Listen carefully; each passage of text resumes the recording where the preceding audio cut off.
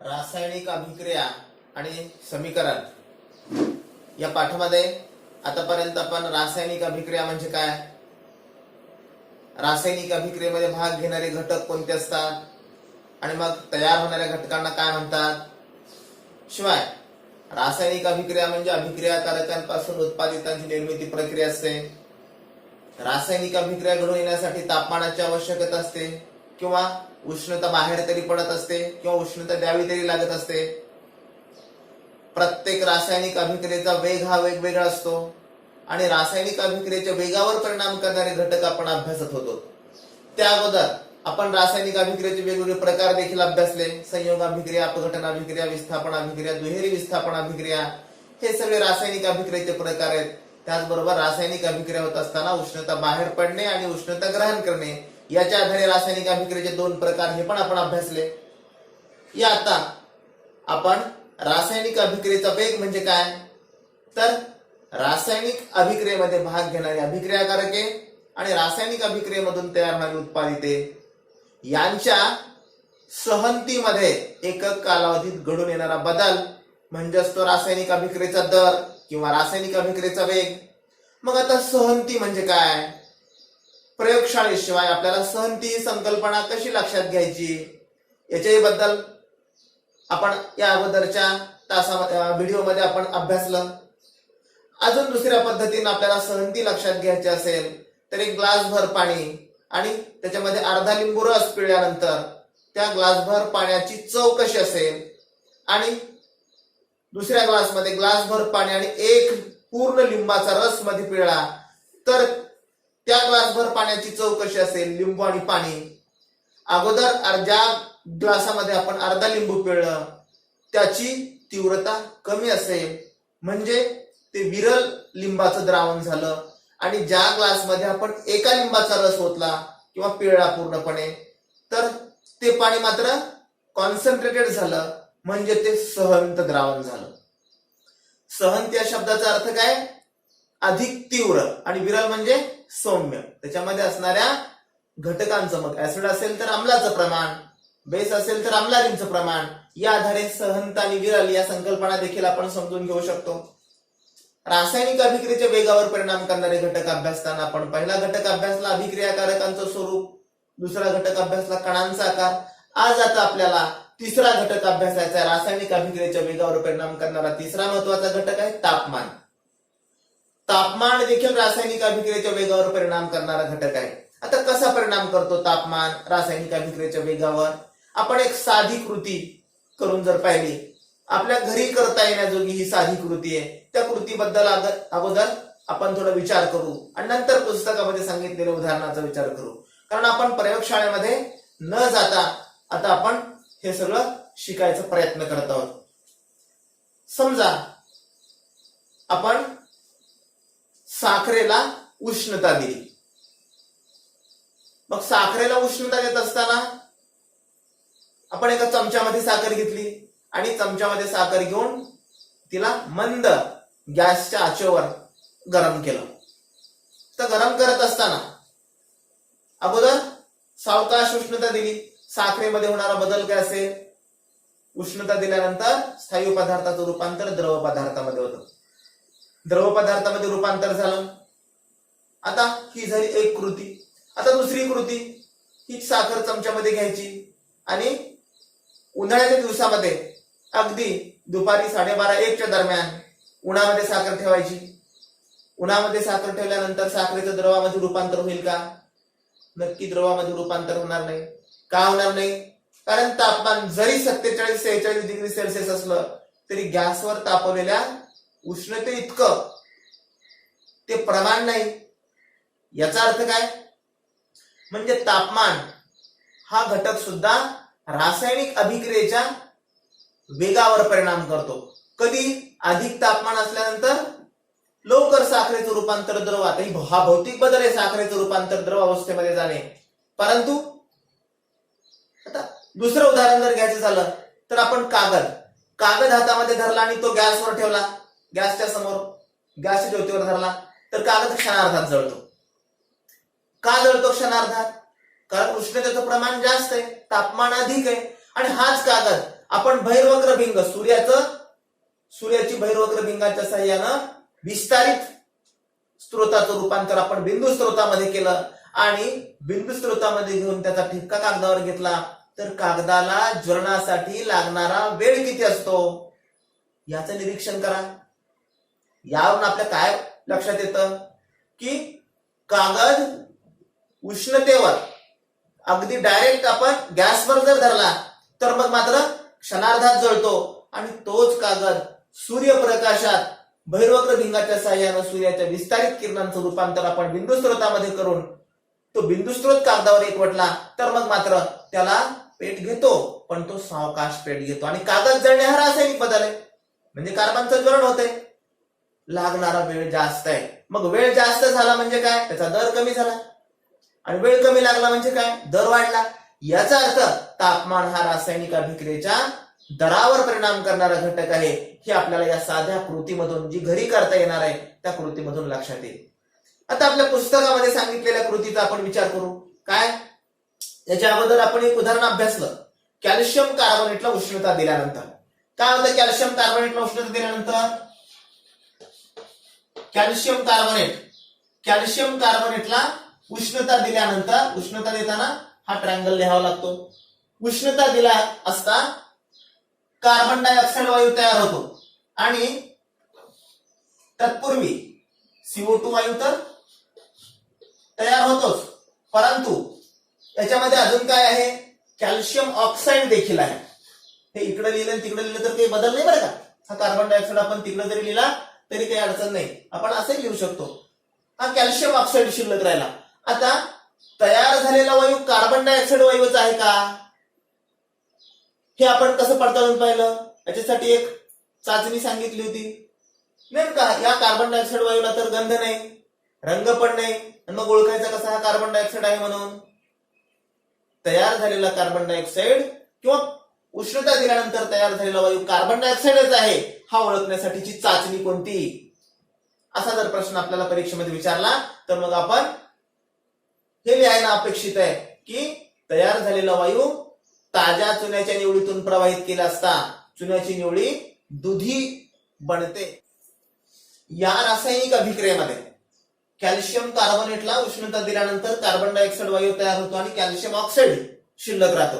या रासायनिक अभिक्रियेदरम्यान आपण तयार झालेला वायू चुन्याच्या निवडीमधून जर प्रवाहित केला तर चुन्याची निवडी दुधी बनते.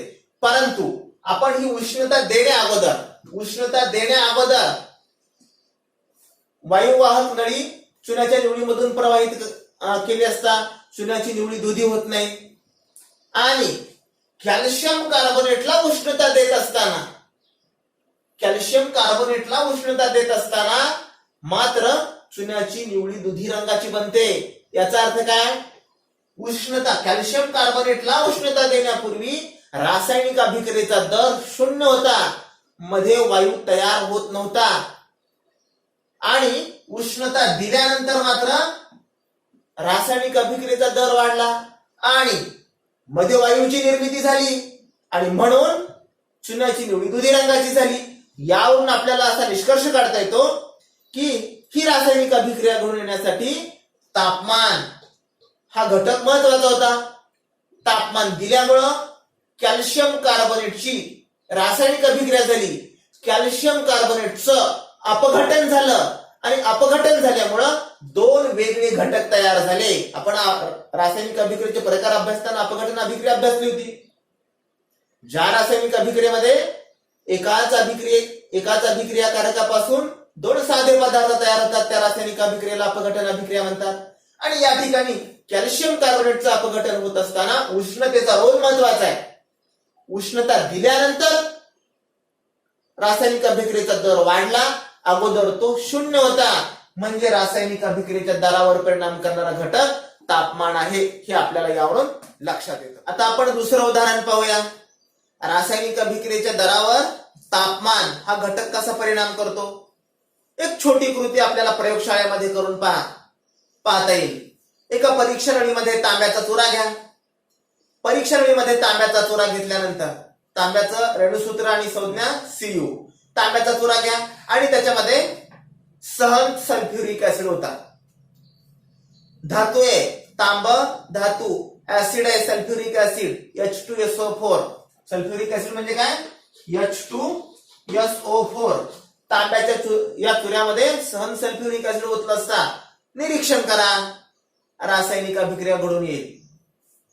आणि परीक्षा नळीच्या समोर थोडस दूर राहून तिचा गंध किंवा वास घेण्याचा प्रयत्न करा.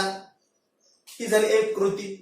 नंतर हीच कृती करत असताना दुसऱ्या एका परीक्षा नळीमध्ये तांब्याचा चुरा घ्या आणि दुसऱ्या परीक्षा नळीमध्ये मात्र सहन सल्फ्युरिक ऍसिड ओतल्यानंतर परीक्षा नळीला स्पिरिटच्या दिव्यावर उष्णता द्या आणि नंतर वास घेऊन मधून अगोदर ज्या पद्धतीनं आपण वास घेण्याचा प्रयत्न केला आणि नंतर ज्या पद्धतीनं वास घेतला त्यामध्ये आपल्या एक बाब लक्षात येईल. या रासायनिक अभिक्रिये दरम्यान सल्फर डायऑक्साईड नावाचा वायू तयार होतो आणि हा सल्फर डायऑक्साईड नावाचा वायू तयार होत असताना ज्यावेळी आपण नंतर तापमान वाढवलं, उष्णता दिली परीक्षा नळीला, त्यावेळी तयार होणारा वायू हा अधिक वेगाने तयार होतो. अगोदरचा रासायनिक अभिक्रियेचा दर, धातू आणि आम्ल यांची रासायनिक अभिक्रिया झाल्यानंतर धातूचे क्षार तयार होतात आणि अगोदर तयार होणारा वायू आणि नंतर तयार होणारा वायू यांच्यामध्ये बदल आपल्याला दिसून येतो. नंतर तापमान दिल्यानंतर मात्र वायू लवकर तयार होतो आणि पटकन आपल्याला मध्ये वायू तयार झालाय आणि तो कोणता वायू तयार होतोय? सल्फर डायऑक्साईड नावाचा वायू तयार होतो. कशावर ओळखायचा बरं सल्फर डायऑक्साईड वायू? याची काय परीक्षा असते? ज्या वायूला हुंगल्यानंतर किंवा त्याचा गंध घेतल्यानंतर आपल्याला ठसका येतो, हा ठसका आणणारा वास सल्फर डायऑक्साईडला असतो. जसं आपण कार्बन डायऑक्साईडची परीक्षा केली, चुन्याच्या निवडीमधून प्रवाहित केला, कार्बन डायऑक्साईड वायू आहे.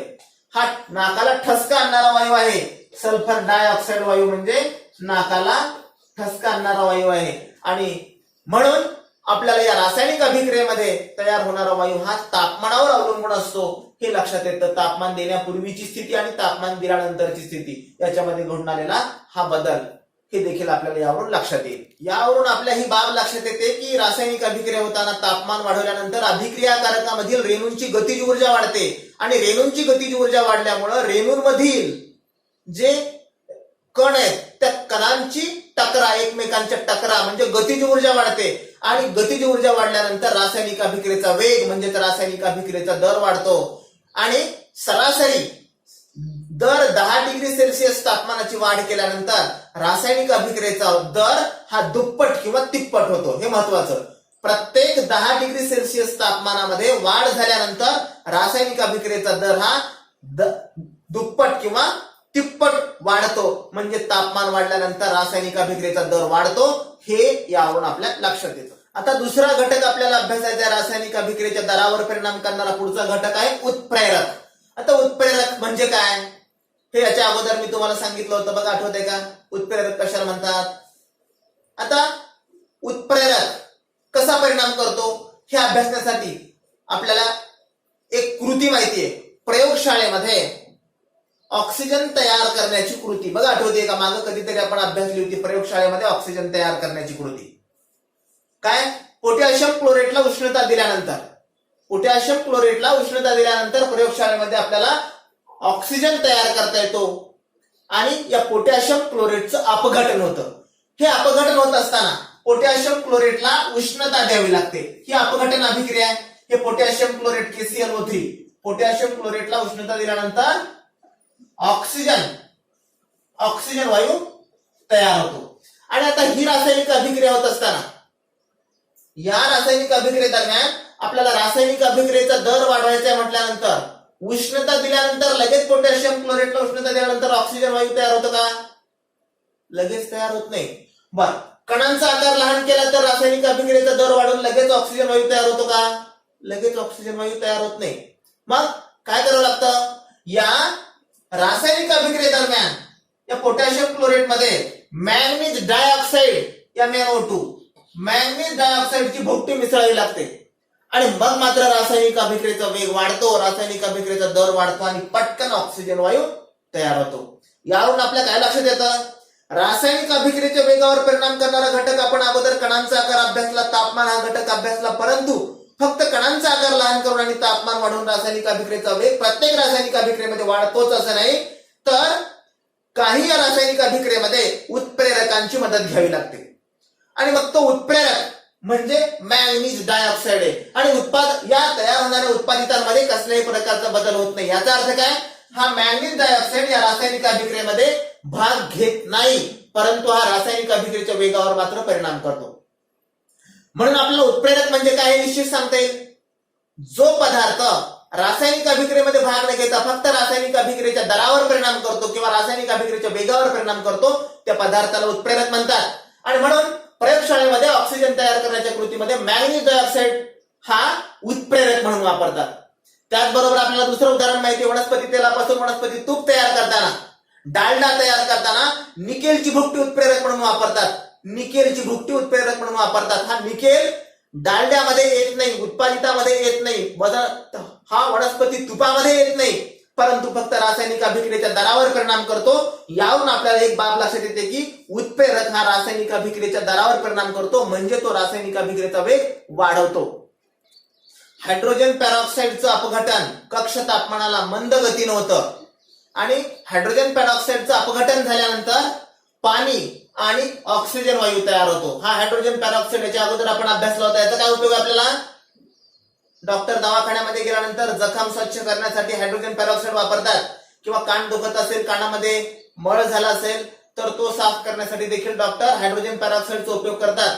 Hydrogen पेरॉक्साईडचा molecular formula H2O2 H2O2 आणि याचं सामान्य तापमानाला मंद गतीनं अपघटन होतं, परंतु याला उष्णता दिल्यानंतर देखील याचं मंद गतीनं अपघटन होतं आणि पाणी आणि ऑक्सिजन तयार होतो. परंतु याच्यामध्ये मॅंगनीज डायऑक्साइड जर टाकला MnO2 तर मग मात्र पटकन याचं अपघटन होऊन पाणी आणि ऑक्सिजन वायू तयार होतो.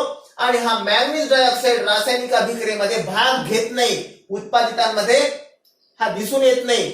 हा मॅंगनीज डायऑक्साइड रासायनिक अभिक्रियेमध्ये भाग न घेता फक्त रासायनिक अभिक्रियेच्या दरावर परिणाम करणारा घटक आहे. आणि म्हणून जो पदार्थ रासायनिक अभिक्रियेमध्ये भाग घेत नाही परंतु रासायनिक अभिक्रियेच्या दरावर परिणाम करतो, त्या घटकाला उत्प्रेरक म्हणतात. हे आपल्याला यावरून लक्षात येतं. आपल्या शरीरामध्ये घडून येणाऱ्या अनेक जैवरासायनिक प्रक्रिया, या जैवरासायनिक प्रक्रियेमध्ये विकरांचं काम महत्वाचं असतं. एन्झाइम्स महत्वाची भूमिका बजावतात, परंतु हे एन्झाइम्स किंवा ही विकर अन्न पदार्थाचं पचन होत असताना आपल्याला उत्पादित म्हणून तिथं दिसून येत नाहीत, परंतु फक्त जर ते नसतील तर मग मात्र रासायनिक अभिक्रियेचा वेग कमी होतो, म्हणजे अन्न पचन होत नाही. किंवा विकरांचा समावेश असल्यानंतर मग मात्र अन्न पदार्थांचं पचन होतं, हे लक्षात येतं. जर पाचक रस कमी असले तर आपल्याला अन्न पचन होत नाही, आणि पाचक रस असल्यानंतर अन्न पचन लवकर घडून येतं किंवा चांगल्या पद्धतीने होतं. आपल्याला यामध्ये देखील आपल्या शरीरामध्ये उत्प्रेरक, अन्न पचनामध्ये उत्प्रेरकांचं काम हे पाचक रस किंवा एन्झाइम्स करत असतात. ही बाब यामधून आपल्या लक्षात येते.